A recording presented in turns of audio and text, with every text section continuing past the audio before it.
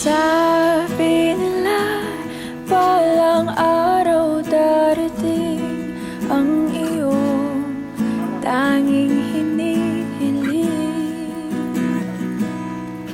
At nung dumating ang aking panalangin ay hindi na maikupli ang pag-asa.